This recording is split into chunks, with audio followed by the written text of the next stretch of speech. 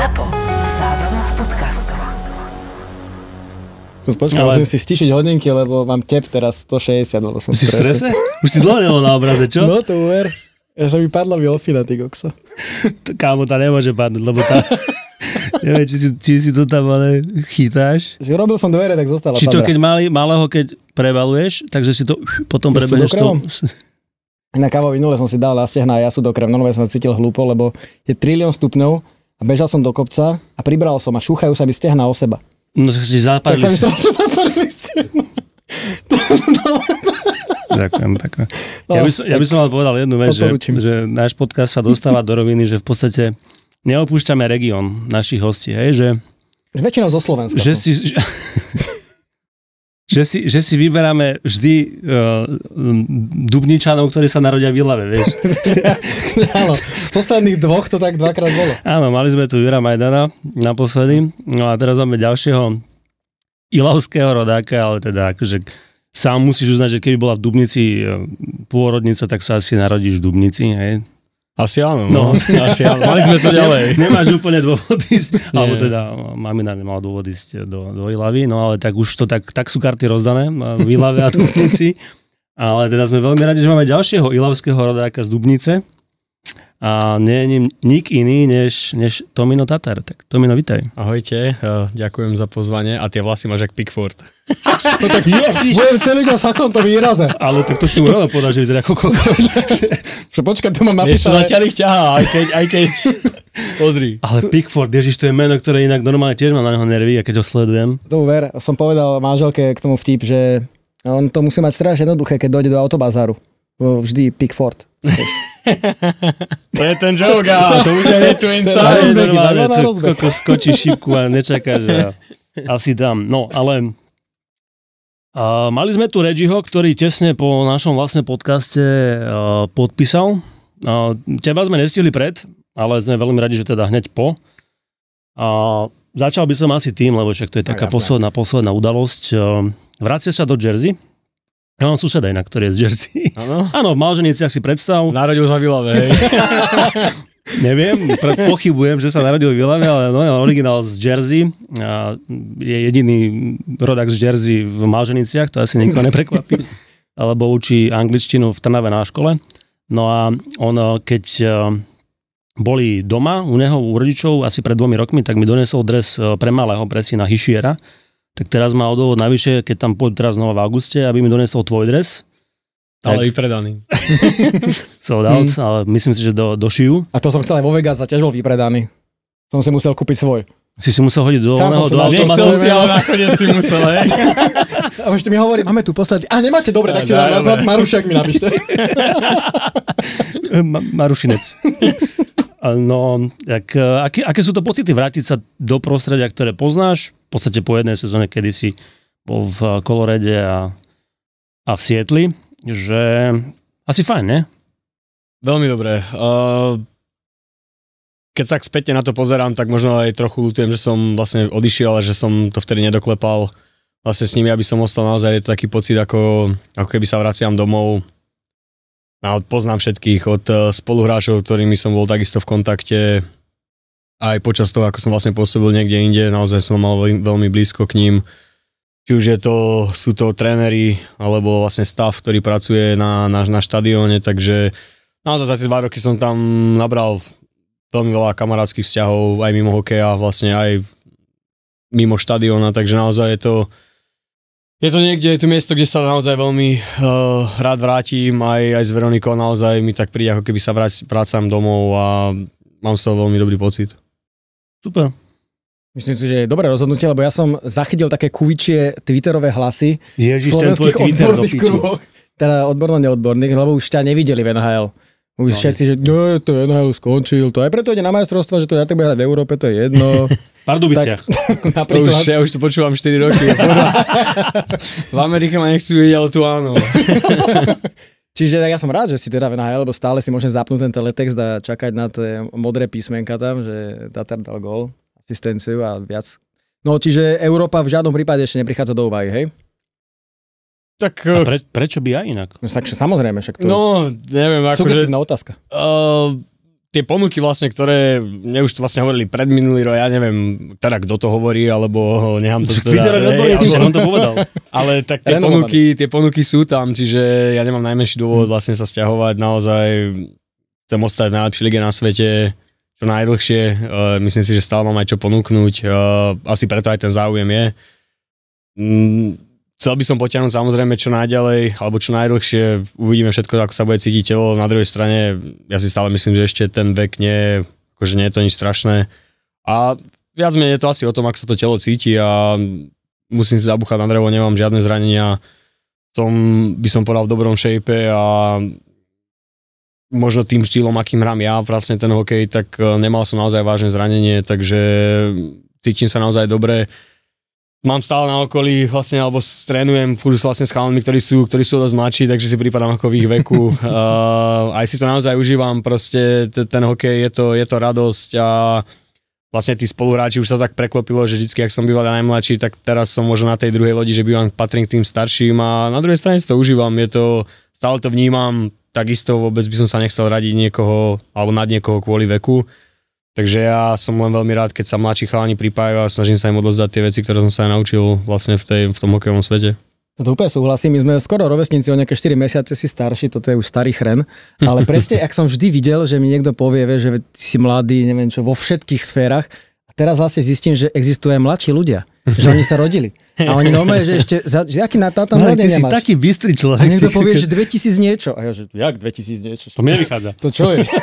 To je strašidelný vek aj v hokeju, vlastne tak som to prvýkrát začal vnímať, keď prišli chalani, ktoré sú ročníky 2000 a vyššie, už to začína byť, že wow, to sú už úplne iné čísla, ale tak naozaj počas tej mojej kariéry, ak som začínal, tak ja som vlastne stále bol so staršími, vlastne však proti Rastíkovi som hral, akože bolo to celkovo naozaj som išiel od mladého veku stále so staršími, aj keď som prišiel do Ameriky, som bol stále so staršími, aj so staršími spoluhráčmi, takže naozaj mi tak prišlo, že som bol vždy akože braný ako ten mladý, alebo bol som s tými mladšími a teraz sa to trochu otočilo a stále chcem byť ten mladý, stále, mám to rád, naozaj tá kabína, to prostredie, akože ten hokej ma baví. Ja to mám, tuším, u teba práve taký ten zlom toho, že som pozeral nejaké správy ešte v redakcii a bolo 4 alebo 5 rokov dozadu a tam zaznelo, že presadil sa, neviem, skúsený Tomáš Tatar. To ale on už je skúsený, akože to je proste ten zlom. Však ale on bol skúsený v 19. Ale vieš, tak tiež som akože stále bral tým, že podobný vek, že stále sme takí tí mladí hbití ortuťovití. Áno, len ty hovoríš ortuťovití. A tak. Presne hovoríš o tých starších spoluhráčoch a ja sa musím priznať, že taký prvý výraznejší moment s tebou spojený mám pred možno 17 rokov, to už je 17 rokov, 16-17. Tak to už sme starí. No ale počkaj, nemali sme šancu sa o tom rozprávať, ale ja si to pamätám spätne presne pred tými 16 rokmi, kedy ja som si povedal vtedy, že fakt, že to som teda nečakal a to bolo, keď ty si vlastne išiel z Trenčína do Zvolena. Že v podstate ty si išiel ten seniorský hokej hrať prvýkrát do Zvolena a nie v Trenčíne. A mňa to vtedy prekvapilo. Asi za tým je nejaký dôvod, prečo si išiel do Zvolena, nebol si v Trenčine, ale ja som si vtedy, že prečo do Zvolena? Že čo za tým môže byť?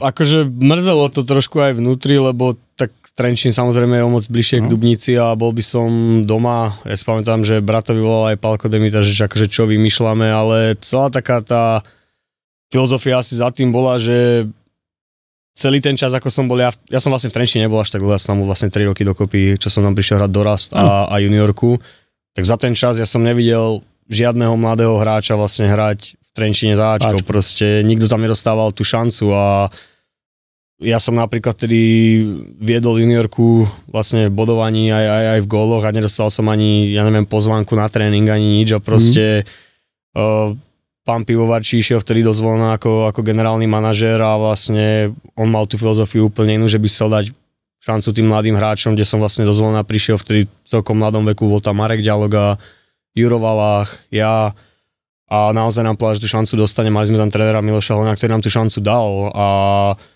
ja si myslím, že keby možno ostanem v Trenčine, aj keď potom už tam boli naozaj také tlaky, aj na ten Trenčín sa vyvinul práve kvôli tomuto, ale už sme chceli byť proste korektní s tým, že sme sa s tým Zvolenom o tom bavili a vlastne ten Zvolen to vygradoval na to, že ten Trenčín sa až začal hýbať. myslím si, že som férový a vlastne v nejakému rešpektu vlastne som už povedal, že ja už vlastne nebudem meniť to rozhodnutie, naštartovali sme to celé a išiel som do Zvona, za čo som im vďačný, ja som tam odohral rok, mali sme skvelú sezónu aj ako A mužstvo, skončili sme, myslím, že tretí, vypadli sme s Košicami na 7. zápas v semifinále a pre mňa ako mladého hráča tú šancu, ktorú som tam dostal, bola vynikajúca a možno keby ostanem v Trenčine, by som išiel do toho projektu, proti ktorému vlastne nič nemám, mal naozaj byť v tej kabine. Je to úplne niečo iné. Je to naozaj iné a vtedy tí hráči tam boli naozaj skvelí, bol tam Láco Čierny, bol tam Jano Lipiansky, bol tam Peťo Klouda, Lukáš Vila, Miško Chován, ktorý je dneska vlastne kapitán v Košiciach, takže mali sme tam to mužstvo alebo tých chalanov, ktorých sa dalo učiť a proste pre mňa ako mladého, ktorý seniorský hokej ešte nehral, som sa dostal vlastne do tej kabíny a pre mňa to bol aj určite najväčší skok v mojej kariére, aj najväčší rozdiel, aký som ja cítil. Keď som potom išiel vlastne zo Zvolena do Grand Rapids alebo do Detroitu, ten skok pre mňa nebol taký náročný, ako ísť zo slovenskej vlastne juniorky do Ačkového hokeja. Ale ja ti úplne rozumiem, lebo ty si vlastne v tej sezóne, kedy si išiel do toho Zvolena, počas tej sezóny si vlastne dosiahol 18, tvoj vek, ale ty máš, aj preto to už nebol ďalej taký skok, lebo 23. septembra 2008 si nastúpil na jediný zápas za HK Detva. 1+1. A 1+1 v Trebišove, ale prehrali ste 4-6 do piči. Počuj, pamätáš si na cestu do Trebišova? To mi stačí, keď akože na ten zápas. Ja viem, že som hral za Detvu ten zápas, ale akože vôbec si nepamätám nič, ani jak som tam išiel. A to si mal ešte pesný súboj na konci prvej tretine. Mal? Vyučený, 2 si dostal. No vôbec, vidíš, naozaj mám z toho... Mám z toho také... Ja by som, keby sme sa bavili, že sa stavím, ja by som povedal, že som hral v Detve. Ja som nevedel, že som bol v Trebišove, takže... Áno, hrali ste vonku, no. Sú to destinácie, ktoré chceš vytesniť jednoducho. A keď si máš vybrať medzi Detvou a Trebišovom, musíš chvíľku porozmýšľať, ktoré z toho chceš vymazať. No, takže tak vidíš, 23. septembra na začiatku sezóny si bol aj na jeden zápas v Detve, ako samozrejme z nejakého dôvodu ste tam išli viacerí, ja som si tú súpisku pozeral, hral si v tretej brázde, v kľude úplne, ale potom to gro tej sezóny, všetky tie ostatné zápasy boli vo Zvolene a na 18 rokov, akože musím povedať, že tam bolo vidieť, že tú šancu si proste v tom Ačku zaslúžil, v tom seniorskom týme, lebo si bol akože bodovo v tej lepšej, tej vrchnej polovici na takého mladého hráča, je to super. Ale potom po tých 20-kách sa to preklopilo naozaj, ja si aj akože nechcem byť na seba nejak že kritický, ale fakt som sa hľadal, ten skok bol obrovský, ja som napríklad, ja si pamätám, ja som prišiel na tréning, ja som Janovi Lacovi nevedel dať gól, to ja som bol z toho hotový, proste ja z prvý mesiac neviem, či som mu dal gól na tréningu. Teraz sa pozerám, že to kde som prišiel, ja som si myslel, že proste z tej juniorky, že prídem a nechcem povedať, že budem v pohode, ale že proste budem sa cítiť lepšie, no ale osobné súboje, to chalani boli úplne inde, proste tá sila, tá vyzretosť proste v tých miestach, kde ako hrať ten hokej, oni boli úplne inde, ale naozaj deň čo deň som sa ako keby snažil a som sa dostával a tak po tých majstrovstvách vlastne, ak som už prišiel aj na play-off a tak ja som neviem, či na play-off neurobil polku bodov z toho, čo som mal práve cez tú sezónu, takže naozaj som sa začal cítiť o moc lepšie a tak som na to akoby postupne dozieral. Na tie 20-ky, tak tam to bolo kúsok od medaily. To bola, koľko sme mali vlastne takýto semifinálový účasti, teraz neviem, či 4? 4, tak to naozaj je niečo unikátne, dostať sa medzi najlepších 4 v 20-kách. Na to si ako spomínaš, lebo tá sila tam bola veľká vtedy. To bolo perfektné, no, akože partiu sme mali skvelú, tých chalanov, ten ročník bol takisto silný a akože drvá väčšina ešte stále hrá profesionálny hokej. Samozrejme ten zápas s Amerikou opäť bol, to postupili sme do štvrťfinále cez vlastne Fínov, my sme ich v skupine porazili na nájazdy a hrali sme s Amerikou, ktorí si nebudeme klamať, oni boli asi lepší ten zápas. Vyšlo im to, ale Jaro zatiahol roletu, takže to vylapal a nám to tam dosť popadalo vtedy. A postúpili sme, škoda, naozaj potom sme tam mali Švédov, s ktorými sme takisto viedli, ale potom sme to nezvládli a vlastne o tretie si myslím, že sme prehrali s Ruskom. A ja si myslím, vy ste vtedy sami nedostali ste mobily za to, alebo niečo? Nepamätáš si to? Si tiež lebo to bol presne rok potom, čo vlastne ja som bol v projekte a ja si pamätám, že ten môj ročník, ja som na 20-kách nebol, ja som mal rozbitú sezónu kvôli ramenu, som sa nedostal do nominácie ale ešte chalani, ktorí boli aj so mnou v projekte, tak hrali niektorí o rok neskôr práve tieto majstrovstvá a pamätám si, že dostali mobily ako také, že... Je to možné, akože bol to, myslím sa, že prvýkrát televízia vlastne dávala tie 20-ky, ako prenosy, akurát to tak skočilo, takže akože mali sme z toho celkom úspech. Boli sme naozaj, však štvrtý na tých majstrovstvách je škoda, že to nebola medaila, ale aj tak. Ty hovoríš, že dostaneš telefón, ale to je len sledovacie zariadenie, aby ti mladí nechodili po diskotékach. Aby vedeli, že sme... Ale vám ešte mobily nebrali, lebo už sme sa tu minulo o tom rozprávali, že vlastne kto vás odozdajte mi zápisníky, všetci, do jedného. Ja si to nepamätám, kto mal tú 20-ku, však to je jedno, ale že... Počul som aj ja toto niečo také. No, lebo Ernest Bokroš brával telefónny chalanom na Samo Petraž nám to tu rozprával, že vlastne oni museli odovzdať telefóny vždy, keď mali zápasový deň. Ale tak to sú také veci, ktoré v tom veku možno niekomu pomôžu, ale niekomu ani moc nie. No je to také, ako ja samozrejme chápem toho trénera, že chce mať, aby sa každý sústredil na zápas, ale tak to je každého slobodné rozhodnutie, ale nemôžeš ho asi takto blokovať, tak niekomu to môže spraviť dobre, tomu to zoberieš a môžeš ho rozhodiť. Presne, takže je to také... Tomu ver, hráš Farmville a ti zhnijú jahody. V tom čase sa hral Snake na telefóne. Ale nám nebrali, takže alebo si nepamätám nič také, že by sme boli obmedzení. Space Impact 2. Pamätáš? Ale na nejakom tom počítačiku. Nie, to na takom, čo si hodil do auta a auto sa rozbilo. Klasický Tetris. Áno. No ale teda po vojenskej sezóne si išiel Grand Rapids, prvá sezóna vonku. Ja som si to niekde čítal, že teda si nečakal, že tam ostaneš a preto to ani nebolo nejaké lúčenie sa a podobne. Ale akože veľmi rýchlo si sa tam adaptoval na to celé. Akože to tiež možno súvisí aj s tými danosťami, ktoré si dostal, s tou tvojou povahou. A kto ti tam v tých začiatkoch najviac pomohol? Tak ako si povedal, išiel som vlastne do kempu s tým, že idem do kempu a naozaj som nejak akože nevedel ani, že čo bude, ale mne tam naozaj vyšiel ten rookie camp a sa mi veľmi zadarilo, až som vlastne prešiel potom na hlavný camp do Detroitu a som sa našiel v peťke s Daciukom, s Osterbergom a s Lindströmom a... Prepáč, to je Marek, ale keď sa vytvoríš, nie? Keď sa nie, Daciuk si nezahral. Si ho vyradil, hej. Jasné, že mi blokovali pozíciu. Tam som ostal, vtedy si pamätám, že to som pozrel na tú tabulu a to som si myslel, že sa mi sníva naozaj. A vyšiel mi proste ten camp a dostal som hneď vlastne ponuku od nich podpísať ten nováčikovský kontrakt s tým, že teda tam ostávam a popravde ja som sa moc nezbalil, takže to bola celkom aj panika. A bol tam český spoluhráč Jakub Kindl a Slovinec Jan Muršák, tak vlastne s nimi som trávil veľmi, veľmi veľa času. My sme vlastne potom boli všetci traja poslaní aj na farmu do Grand Rapids, kde sme spolu opäť... Čiže sme vedľa seba bývali, alebo vlastne sme strávili veľa času spolu. A tak, no, akože bol to celkom ťažký prechod, akože moja angličtina nebola moc dobrá, alebo vedel som sa dorozumieť, ale do podcastu by som asi nemohol. Takže... Skúsiť šušen. Hej, tam by... Akože, nemal som takéto bombiáž, ale akože nevedel by som tak rozvíjať tie vety a proste v nejakom bode by bol asi koniec, takže už by som nevedel viac povedať. Ale tak aj tréner, mali sme tam trénera Kurt Fraser vlastne, bol som s ním 3 roky a ten tiež bol veľmi ohľaduplný na mňa. Na druhej strane hore bol Mike, ten moc nebol značený z mojej angličtiny, takže to som musel dopilovať, ale...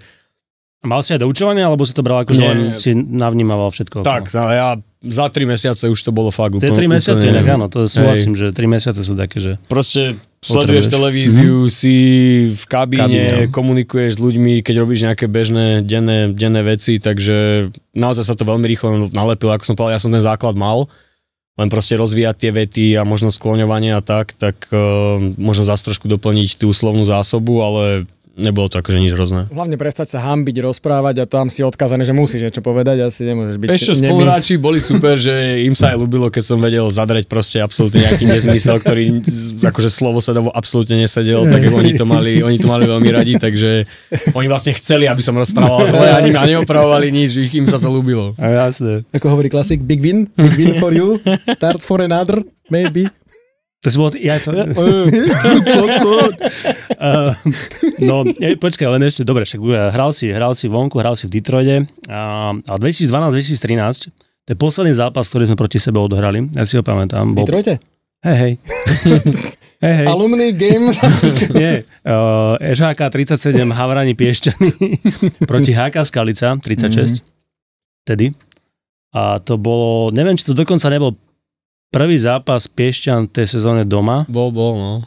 A my sme dostali 2-8 a presne si hovorím, Tomino hral, nie? A ja si, že však to hádam, nejako to utekáme, jasné, 20. sekunda, hneď si sami nahral na gól, to dal Brno, dal gól. A potom ešte si aj ty dal gól a už potom v tretej sme dostali si 5 gólov. Akože... takže to bol posledný zápas a pamätám si na to, že som mal dosť nervy na to, že my sme dostali čočku v Piešťanoch, lebo Piešťany neboli úplne etablovaní vtedy v Extralige, ale bolo tam niekoľko rokov akože slušných v Piešťanoch potom, aj diváci chodili na hokej. V semifinále sa dostali. Áno, aj to. 3-krát. Takže to je ten posledný zápas. Prečo si bol v Piešťanoch?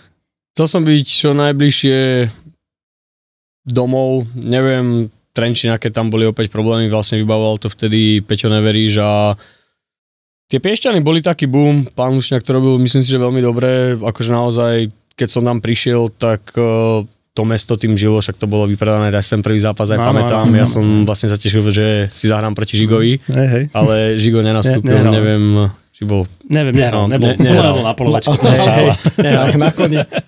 Tak som sa na to tešil a akože vtedy ma to aj bavilo, to bolo také, že som vlastne prišiel do tej Extraligy už s tým, že som mal nejaký štart v NHL, hral som majstrovstva a proste cítil som sa, akože naozaj som sa tým hokejom tiež tu zase bavil, ľudia kričali raz zle, potom dobre, akože užíval som si to. A toto inak ako bereš? Že, povedz to za seba, je to takto aj vonku?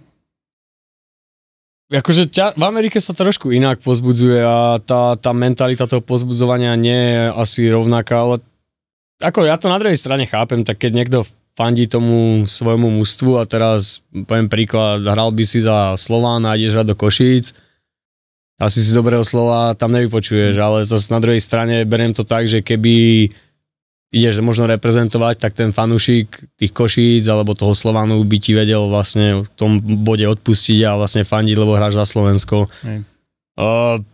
Stalo sa mi, že na niektorých štadiónoch vlastne, keď som robil niečo dobre, tak tí ľudia začali aj tlieskať, aj tí vlastne hostujúci fanúšikovia, ale potom ti letelo pivo okolo hlavy, vieš, takže bolo to také... Musí to byť vyvážené.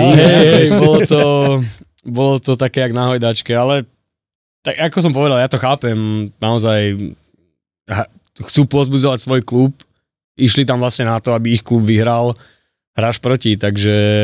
OK, to je akože tiež pohľad na to, že asi si nad vecom, nezaťažuje sa tým? Určite nie, tak ja som tam zase preto, aby som pomohol môjmu klubu, takže ja sa sústredím iba na to, ako urobiť čo najlepšiu vec, proste preto, aby sme vyhrali, potešiť našich fanúšikov. Samozrejme ja to beriem tak, že na tom mlade som umelec a takisto robím niečo, keď si to chcú užiť aj vlastne tie druhé tábory, áno.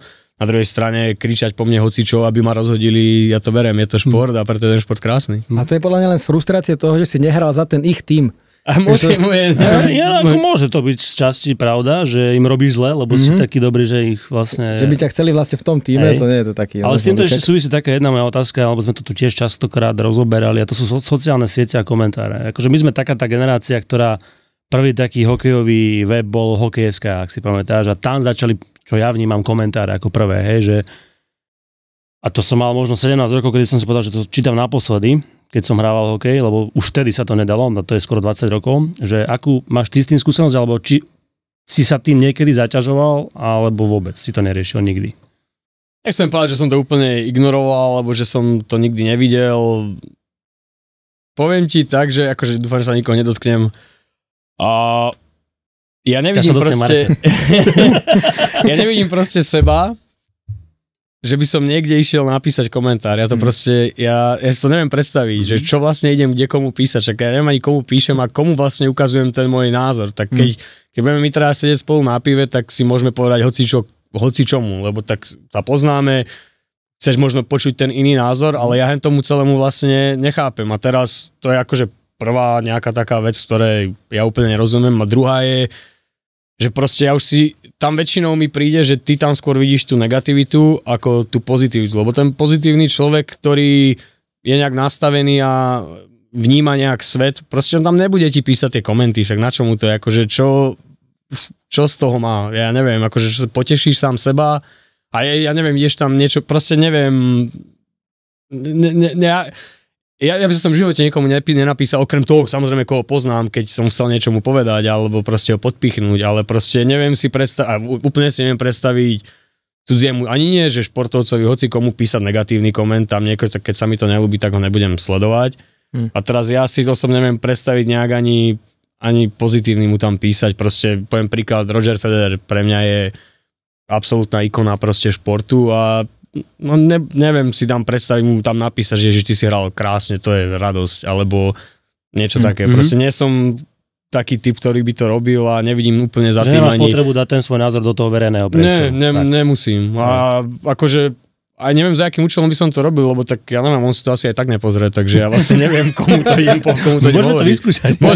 Ja môžem napísať a ty mi dáš like, že som mu to tam dal. A dáme ja, budeme to vytlačíme. Áno, dáme 2, už budeme mať 2, môžeme to vyskúšať. So Suspik Official profilom 3, už to pôjde ako krv z nosa. Takéto, akože keby môžem poradiť mladým športovcom, tak to vôbec akože nebrať. Aj keď si to možno niekto rád číta, teraz ja si robím takéto bomby, že taká nejaká téma, ktorá je nahnutá vo svete, či už, ja neviem, COVID, vojna, hocičo, tak tam tie komenty idem a to ja plačem, lebo to sú normálne petardy. Ale to sa idem, že vyslovene, že zabaviť za účelom, ale akože čítať to asi pre nejaký zmysel to nemá. Proste tí ľudia, ktorí ti to píšu, nie sú odborníci, možno tomu aj nerozumejú, možno ti chcú len ublížiť, takže... Veď práve, že tá motivácia je niekedy zištná, niekedy nezištná, respektíve možno tomu ani nerozumejú tí ľudia, ale v globále teda asi súhlasí s tým názorom, že ako športovec, ktorý sa potrebuje sústrediť na svoj výkon, tak to nepotrebuje. Hej, určite nie, lebo ako som povedal, myslím si, že tam nájde viac tých negatívnych vecí ako pozitívnych. Samozrejme, keď... Ale povedal si jednu základnú vec, že od ľudí, ktorí nepoznajú toho človeka. Hej? Čiže to je také, že ja mám tiež takú zásadu, také kredo, že nehodnot toho človeka, pokiaľ nechodíš v jeho topánkach a nevieš, čím si prechádza. To je inak aj pri spolukomentovaní, málo kedy idem do takej veci, že poviem, že urobil to zle. Tak že... ako je toto napríklad, to je tvoja práca, Vieš, ty musíš proste ohodnotiť toho hráča, ja si tiež myslím, že... A o tú formu skôr ide, hej, že vieš to zhodnotiť, že áno, mohol v tejto situácii to vyriešiť inak, ale nepovie, že je loser a nemá tam čo robiť. No, veď to je presne tam, kde asi v tých komentároch, alebo týchto komentujúci ľudia proste to je to, kde to nie je odborné povedané, vieš, proste to je ako keby človeka asi len zvoziť a či sa niekto ventiluje a je mu lepšie. Môže byť, asi sa uspokojí sám seba. To si hovoria, že každý má právo na názor a prezentujú ho preto, lebo si myslia napríklad, že si bol reprezentovať a reprezentácia je dotovaná aj z financií štátu, tým pádom ja mám právo mu naložiť ako chcem a neviem čo. Ale však samozrejme môžu, každý môže urobiť čo chce, len ako... Ty máš právo takisto sa tým nezaťažovať. Asi, no, tak by som povedal, že či potom keď sa jemu uľaví a akože má to tak zhodnotené, že teda on si tú občiansku prácu spravil, tak sme tu pre vás. Mňa ma napadlo, keď si hovoril s tým Federerom, že by som mu nenapísala tak ja som mal takú podobnú skúsenosť s Tadejom Pogačarom, ktorého strašne uznávam. A nepísal som mu nikdy na sociálnych sieťach, ale raz sme pristáli aj so ženou v Miláne na letisku a zrazu pozerám, že sú tam také obaly UAE, také veľké kotúče, že niekto došiel z UAE, akože asi do Talianska trénovať. Pozriem bližšie, to Pogačar. A bol tam ešte so svojou vterajšou priateľkou, teda aj s terajšou, ale už je v inom režime. Že snúbenica vtedy bola, že priateľka, to je fuk. Že by si ho vrátil režim. To sú klidní, že si klidní, to sme klidní. No a stál tam, takto tam akože postával, hej, a nikto si ho nevšímal. Tak ja celý v strese zrazu, že je tu Pogačar, niečo musím urobiť. Tak som zobral ženu za ruku, ktorá tiež ho pozná, tiež akože sa jej páči, ako sa prezentuje a tak. Došiel som k nemu a začal som byť taký nervózny. Ja keď som nervózny, tak buď rozprávam po nemecky, čo neviem po nemecky, ale toto bolo, inak držal som sa v angličtine, ale povedal som mu, Tadej, I am the greatest fan of cycling, may I picture with you? A on tak pozeral na mňa, že čo?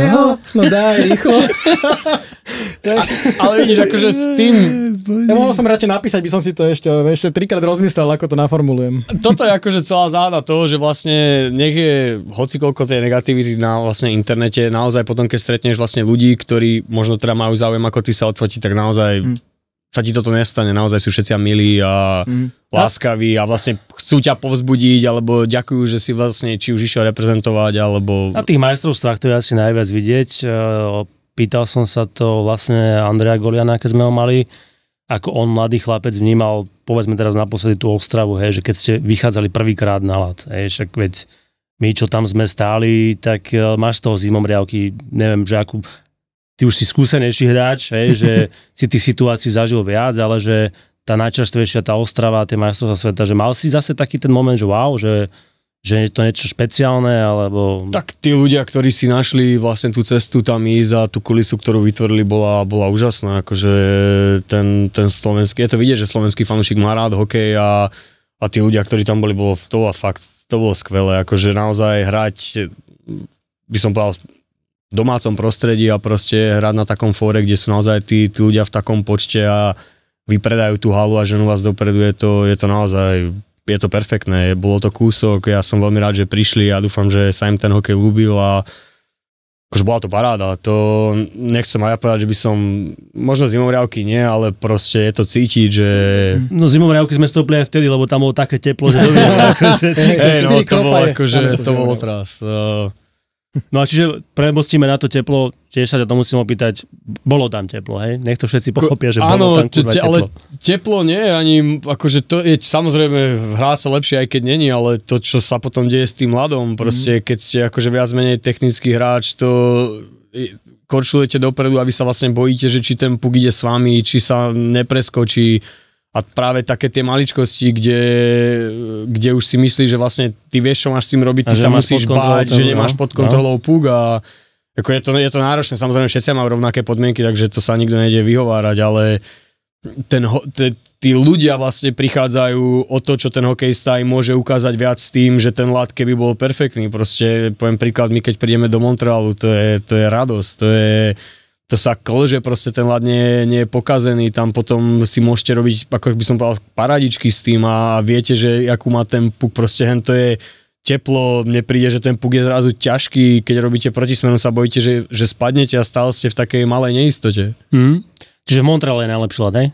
Bol, akože asi aj je, ale akože také najhoršie ľady sú tam, keď prídu nejaké teploty, možno keď niekto s tým neráta, ale väčšinou ten ľad je dobrý. A už si spomenul Montreal, lebo tam máš tiež nezmazateľnú stopu. A o Montreale sa hovorí, hej, aj teraz viac v súvislosti s Ďurom Slavkovským, že je to extrémne ťažké prostredie na vykonávanie toho hokeja pre hráča, lebo je tam tlak. A zažíval si ty v Montreale najväčší tlak, alebo to bolo povedzme v Detve, keď si išiel hrať do Trebišova? Ešte možno tým, že fakt som tie médiá akože dosť filtroval, tak akože tlak ani nie, ale ako cítiš to, že proste ten hokej sa tam omiela non-stop, lebo keď urobíš niečo na tréningu a pritom ty to bolo tiež hokejové mesto, akože nevieš nič, ale tam na tréningu, ja neviem, tam sa s niekým pošťuchneš, alebo niečo, to hneď sa začne prejednávať, zlá nahrávka, ja neviem, mávneš rukou, proste tam tá sledovanosť už na tom tréningu je obrovská, naozaj je to ťažké, ten tlak tých ľudí a tých médií proste na ten tým je obrovský a takisto je aj v Toronte, to sú asi dve také mesta, kde to je absolútne šialené a keď je všetko dobré a ide vám, tak je to fantázia, keď nie, vie to byť dosť radné, ale tak... To mi inak trošku pripomína môj obľúbený Spartak Trnava, lebo to tiež futbalisti asi tam nemajú jednoduché, lebo tie očakávania fanúšikov hlavne sú teda extrémne a teraz neviem, prečo mi to napadlo, takže Spartačík môj. Podľa mňa aj Spartak Trnava vyhrá skôr Stanley Cup ako Toronto, takže... Je to naozaj ťažké, akože však je to nepredvídateľné a naozaj vyhrať môže hockto, ale je to ťažké, lebo tie médiá proste idú do tých trénerov, do tých manažérov a vlastne nútia ich na nejaké zmeny možno a tie tlaky sú obrovské určite aj na nich, ako aj na hráčov, takže je to ťažký market. No. Úplné odporúčanie pre hráčov v Montreale, teda mimo tých kanadských, je čítať len médiá po francúzsky a nerozumieť im. Potom nie si pod tlakom. V tom som odborník. No, čo píše, vieš, dajú nám tú fotku. Krém brûlée. To je dobre, to môže byť. Si domyslieť, len dobre. Ale keď sme pri Montreale, tak minule tu s Regim sme otvorili tému, že som ho raz komentoval a povedal som, že prehral bitku a chcel mi tu naložiť potom. Zachránila mikrofón, takže sa nepohol. V Hažine mu nenaložil. Ale s tebou mám niečo podobné, lebo s našim kamarátom Dominikom Krížom som sa stavil. Zúmeného, nech to zaznie. V tvoj neprospech. Musím sa priznať, lebo ja som povedal v tej sezóne druhej Montreale, že nedáš viac ako 20 gólov o Flashu Jamesonu. A takto svietilo v celej redakcii na A3 napísané na to stávka, že či Tomáš Tatar dá 20 gólov alebo nie. Myslím, to každý krát tam došiel ten Dominik Kríž, keď si dal gól, takú čáru tam dal a ďalší. A už bolo tak 18-19, už som bol stresený, tak 22 si mal. A počkal si na akciu v Bile a potom si toho jamesa. Už som dal vopred, keď som videl. Mal si takú dobrú sériu tam, ja, že tak toto. Ale vidíš, to je len tým, že som ti nedôveroval pre stávku. O to viac to tešilo, potom aj tak si to predpokladám spolu vypili tú fľašu. Jasné. Teraz som prehral stávku s Jurom Slavkovským, lebo som povedal, že nebude mať pol boda na zápas a mal. A čo z toho plynie pre teba? Že sa nemôžem staviť nikdy. A ja som skeptik, ktorý rád prehráva. Vieš, to ja keby som si dal na loto čísla, ktoré viem, že nepadnú a pritom padnú, tak aký si rád? Tak daj si. No, tam ešte som sa nedopracoval, že by to musíme nejakú stavku robiť pred sezónou. No, inak mohli by sme, to je dobrý nápad. Ja by som sa chcel trošku posunúť ďalej a síce mal som možnosť spolu moderovať hokejistu roka a ja som ti slúbil, že... Ježi.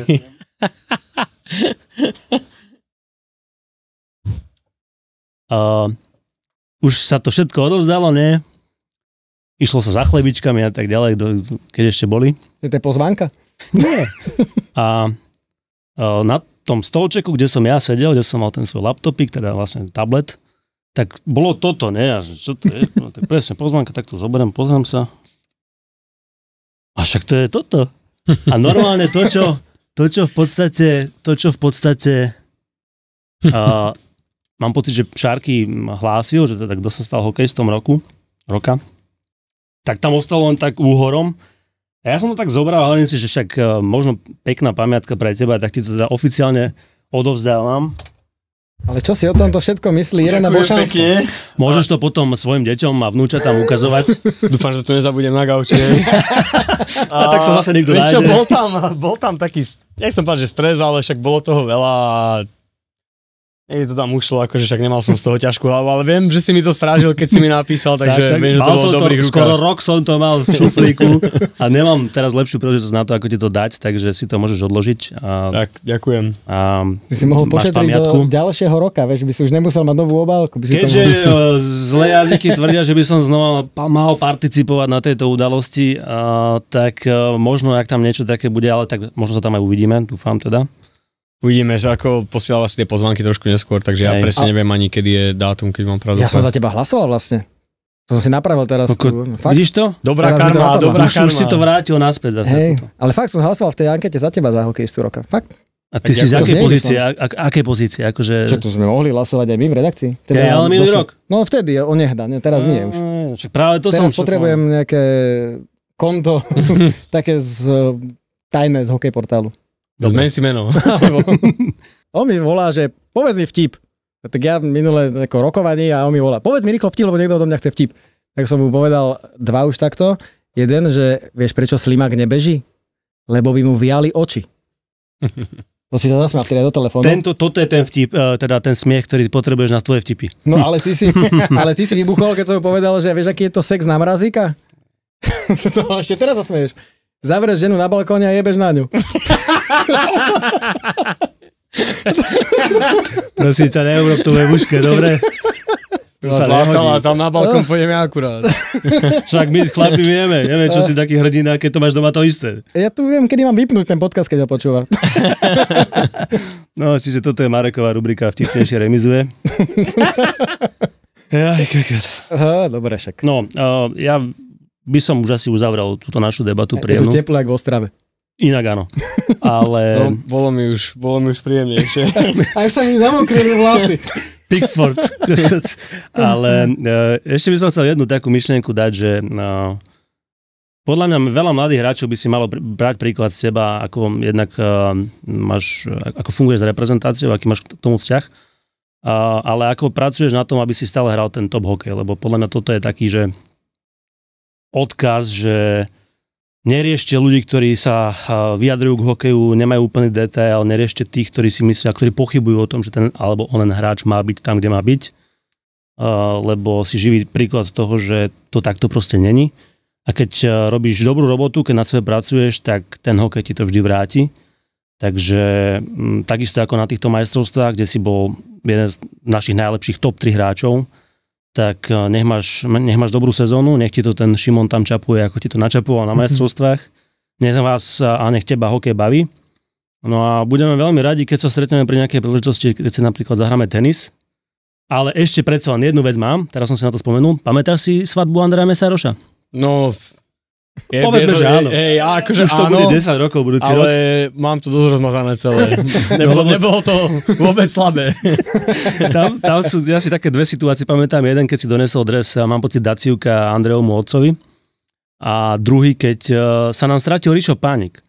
A on sa stratil... Legendárna story. A my sme to začali všetci hľadať, už bolo ja neviem koľko hodín a si na svadbe, kde je všetko, že nemáš dôvod. A Rišo sa stratil, lebo Rišo bol hladný a išiel si na šelku kúpiť niečo jesť. Takže ako, to som si nedávno na to spomenul. Čo, že... punčový rez, alebo čo si kúpil? Neviem, ale tam ho potom... Richard má tieto veci veľmi silné, no. Tak niekedy nám možno aj o tom porozpráva aj on, takže len to som chcel ešte, že nech sa ti darí, nech si zdravý a all the best. Ďakujem veľmi pekne. Ďakujem, že si bol s nami a veľa zdaru. A ja za pozvanie, chalani, díky.